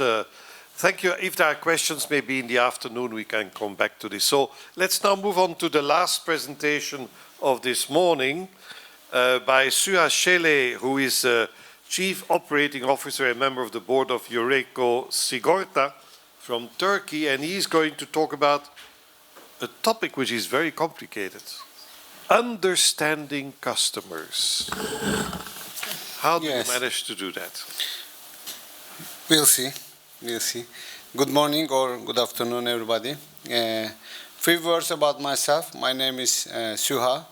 I'm the Chief Operators Officer of an insurance company in Turkey called Eureko Sigorta. Eureko is a part of a Dutch group called Achmea. Achmea in the Netherlands is, I think, one of the leaders in its industry, having 20 billion euros of equivalent gross written premium, with some involvement in some countries, and one of them is Turkey. A lot have been said about sustainability. I will try to express my views or bring another perspective on what we are doing as an insurance company who has a footstep on the field. So a few words about Turkey first. Turkey in a nutshell, who are we? We are the, of course, from the sustainability perspective, we are the world's 16th biggest contributor to the global emission. We have around 500 million plus tons of carbon dioxide emission. And when we look at the world, the top three is basically US, China, and India, and these three are accounting for almost half of the global carbon emission. So we have only 1%, 1.3% carbon emission of the world, but now I'll try to mention this is a cross-border thing, and then we all have to do, and we all, as my colleague from Switzerland said, all have a role to play within this journey. So of our country, of our 500 million tons of emission, 70% is due to the energy. And as we are all hearing, the coal-fired power plants, the natural gas, etc., all is problem. And this is also, for us, a problem, and it is 70%. And when I look at the 70%, of this 70%, 40% is also related to the energy production. Of course, as an insurance company, we cannot solve the energy problem, nor we have a say in energy problem. And bearing in mind now today, after the Russia war, energy is becoming more and more important, and people are thinking of reopening the nuclear power plants, moving into the coal.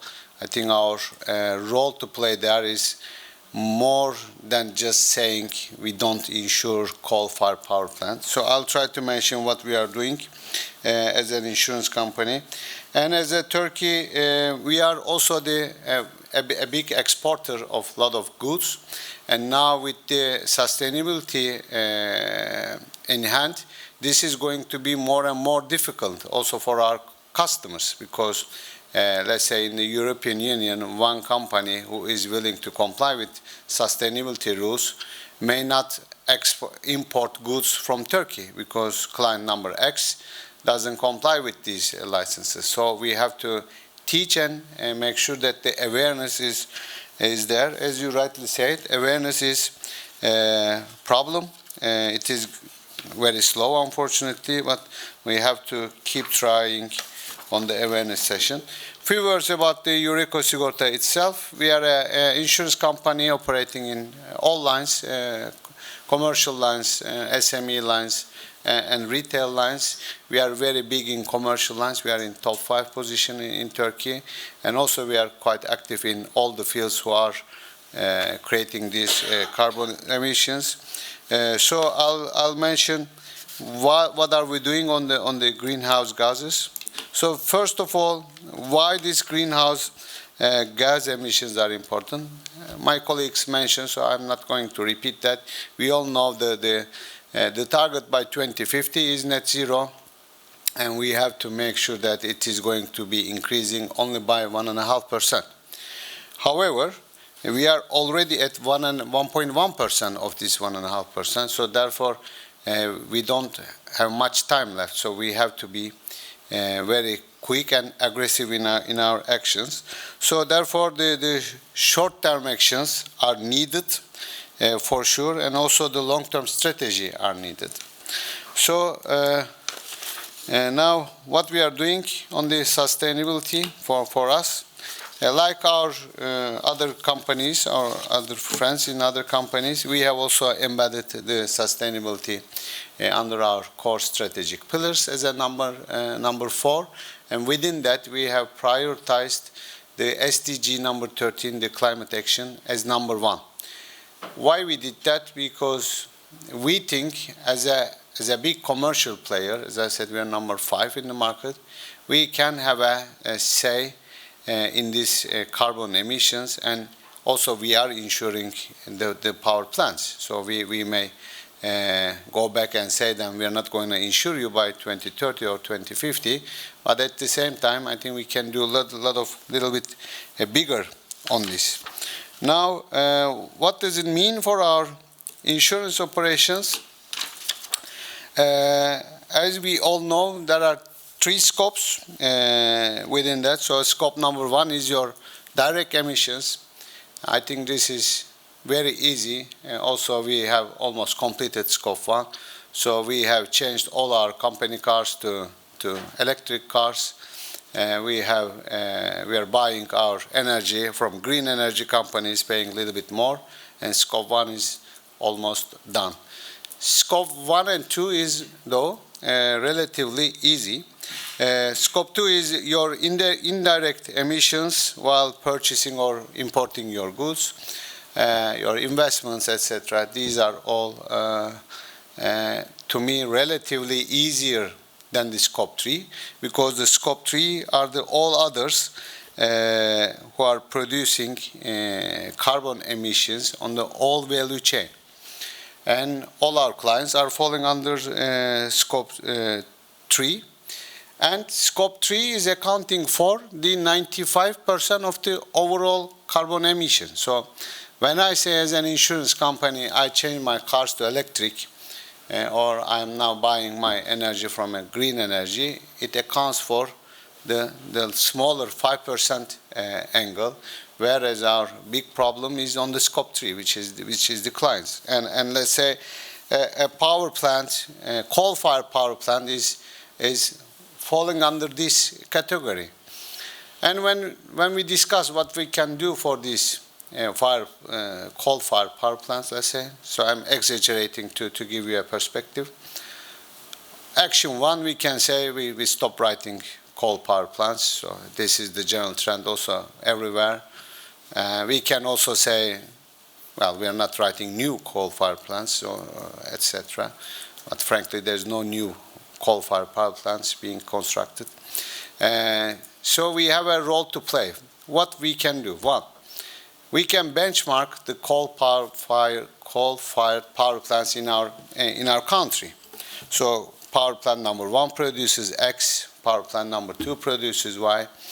We have overall 110,000 established power, of which 60% is coal. So this is 60,000 megawatts of coal-fired plant do exist in Turkey. And if I say I'm not insuring that, it will not first solve the problem. Second, someone else will insure it. Third, if nobody insures it, the governments will kick in. So they have powers, of course, to insure a power plant. It's quite simple.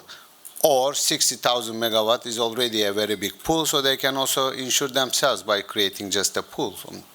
So what we can do? We can first, we say, we can benchmark these power plants from top to bottom and go back to them, say your 1 megawatt of power is emitting or consuming that much of carbon dioxide. Or on power plant number 2, this is much less. And this, they are achieving it by doing this action. So why don't you also try to do that? Of course, with the ultimate goal is to get rid of them also. We want to get rid of them from our portfolio as well, like our parent company. But this way we can help them reduce their emissions. Second, we can create some ecosystem maybe for some power plants, let's say, to install a filter for their chimneys, which we all know it can absorb up to 90% of the carbon dioxide. So currently none of the power plants do have it because it costs more than $10 million per chimney. But we can create an ecosystem to help them go through this transition, and maybe within time they will get rid of that, and then we may all go to the wind power plants. Now I will try to mention what we are doing also for our other stakeholders under this scope 3. As you know, we are a big economical country. We have big trade in almost everywhere in the world, and especially to the trade to the Europe will be affected because of this sustainability. And there, of course, the trade is losing the momentum over there, but the opportunity we see is teaching this to our clients. Now, again, as I said, as a big commercial player, we have to visit for risk perspective each and every risk almost. We are insuring above a certain threshold of, let's say, 5 million euro, sum insured. When we will be visiting them, we started mentioning them about the sustainability. So what does it mean? We say, let's first understand what your CO2 emission is. So what is your starting point? We all know our end target by 2050 is 0, but nobody knows what is it today. Are we talking about 100,000 or 1 million, 10 million? I don't know what we are talking about. And same goes for our clients. They also don't know what is the emission of their trade. So we say, let's help them together. Of course, my friend also mentioned there are PCAF calculations using that. So this formula, you know better than I do. So we are helping our clients to come up with a starting point emission. So this is, let's say, 100 units. By time they have to reduce it by 2050, ideally to 0, but they have to act immediately because within or before 2030, we are already there. So we have no time remaining, and most probably their trade will be in danger in the forthcoming years. The awareness session, frankly, is the most difficult part because this is, again, as my colleague from Swiss Re mentioned, this is a journey. We are, as an insurance company, on our 3rd year of this journey, and most of our clients didn't even start that. Therefore, mentioning this multiple times is helping. So when I visited one client last year, and when I talk about this, they have, frankly, no clue about what is this. And now when we visited them this year, they seem to be understanding. And if we can make sure that they understand it, it will touch their pocket as well as a money. This may trigger another discussion for them to be more active in this sustainability journey. Of course, these are the PCAF industry. So the highest is the energy, oil and gas, automotive. So we also segmented our clients under this and go and try to teach them what it means. So to sum up, and also maybe allow some time for the questions before the lunch break. This is the summary of our future activities. We are also aiming net zero by 2050. We first want to understand what is our CO2 emission under scope 3 is. We are working really hard to come up with a number. The data is not yet there, or if it is there, it's not granular enough for us to calculate something. Thirdly, we want to explain this to our clients with the upcoming challenges that they have to face. And last but not least, we want to create an ecosystem that will enable our clients to better prepare for future. I think this is my last slide before the thank you slide. I also would like to thank you for inviting me to XPRIMM, IUC. I hope we can meet somewhere again. But if you have any questions, I'll happy to answer. Otherwise, I think everybody is hungry. We may go directly to lunch. So. First of all, thank you very much. That's the first.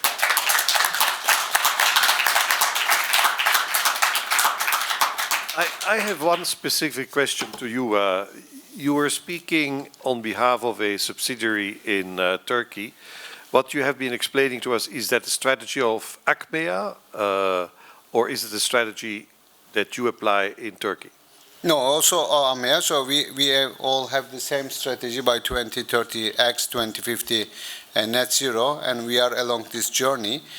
Also, ACMEA is also having difficulty to calculate, because the data is not really available everywhere, and come up with the targets or KPIs along the way.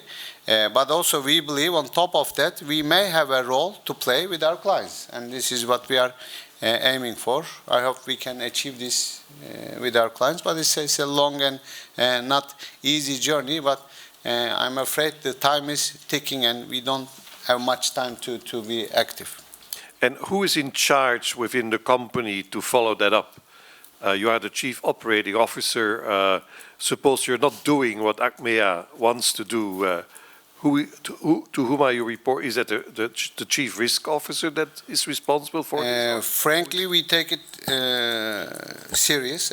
Currently, the CEO, I'm not joking, CEO is directly in touch with that, and our all C-level friends, so the CFO, CRO, me, CCO is directly in the steering committee and trying to come up with how we can catch these 2030 targets and 2050 targets, because really, as I say, it is not easy because you don't know where you are. I'm not talking about scope 1 and 2. It is relatively easy, and also maybe 2030 target is easier to achieve, but 2050 is a challenge. Yes. And you have to be in your companies dealing with that on a really very top level. Otherwise,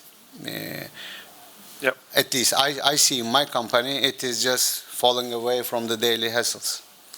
That was the reason. I was not suggesting that you are not taking it seriously, but I thought it was interesting for the audience to know how this is done within the company. And you say it's at the top level, which shows how committed the company is to this. Exactly. Otherwise, I believe it is not manageable, because then it is lost within the daily hassles. And this we have to accept as a human being.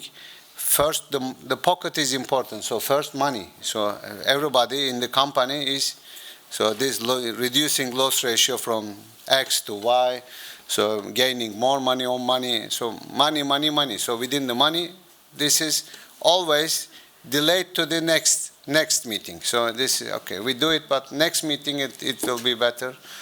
2050 is, I mean, will be dead anyway. So it's always like that, and we can't find another formula. If anybody knows it, please tell me, so we can also copy that in my company. Very good. So, is there any question from the audience that's burning at this stage? There is. Yes, sir. Do you have a mic? Otherwise, I'll give you one. Very loud voice. Yeah, but that doesn't help. Really appreciate it. Thank you very much. My name is Siniša Lovrinčević, coming from the reinsurance world. I'm very honored to be today, and if you please help me to understand, taking into consideration that insurance and reinsurance is still very touched with the people business, people feeling.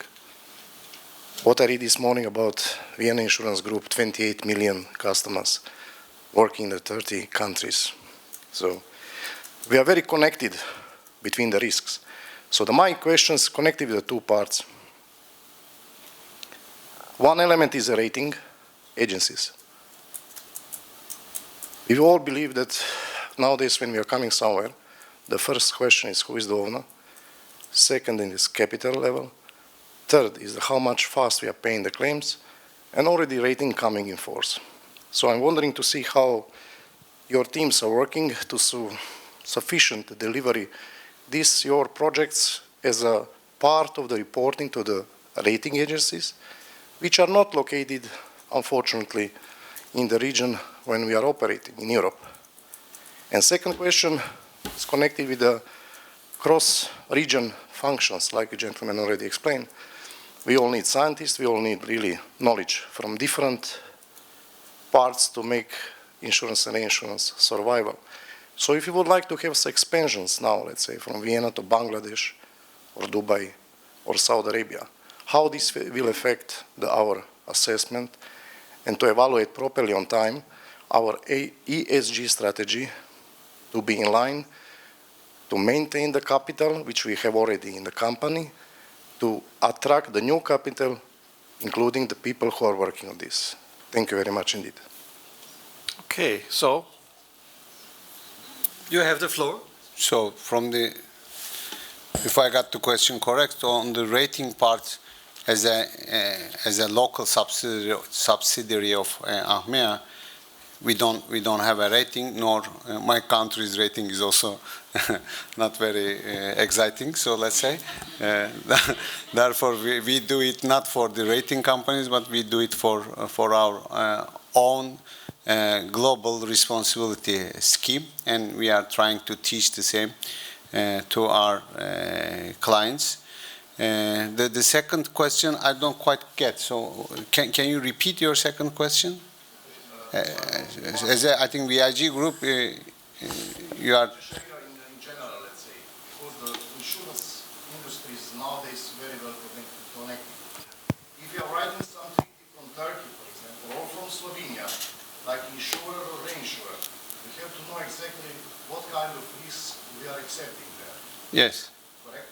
So I'm just wondering how this will be evaluated, let's say, for example, if Vienna Insurance Group is operating in 30 countries, or Swiss Re in 150 countries, how they will send a message, mission, vision, values, their goals, their standards, to write the business it means in Slovenia, or in Bangladesh, or in Dubai, or in Turkey. So it's not, apologies, it's not directly to your instinct company. Okay, in general, so I understand. Okay. Yes. Okay, okay. So that's my question. Well, I think awareness is number one, so everybody have to be aware that this is upcoming by date X. We will not be allowing our underwriters to write a coal-fired power plant, and this will all be excluded from the treaties or any facultative session. So it will be restricted by that. But what I'm trying to say is that by then we have a role to play in between to help the globe to reduce its carbon emission, because since then anything in between will not reduce the carbon dioxide emissions. So if I say today, or so I think everybody does this, so Munich Re says no new coal-fired plant, but they are writing the renewables. So that is not helping the globe. So we have to, however, play a role to reduce this carbon emission by the time that we will be saying a real no to these clients, which will not be too far from today. So by, I don't know, but maybe 5-6 years' time, we all be stop writing. Yeah, and to be more specific on your question, how this is organized, officially it's the risk management function that's responsible for that. But how you practically organize that, each company will have to decide that to make sure that that happens. But it is the role of the risk management function, also at group level, to ensure that all the subsidiaries operate to the same tone. So thank you very much again. And ladies and gentlemen, now we have really deserved lunch.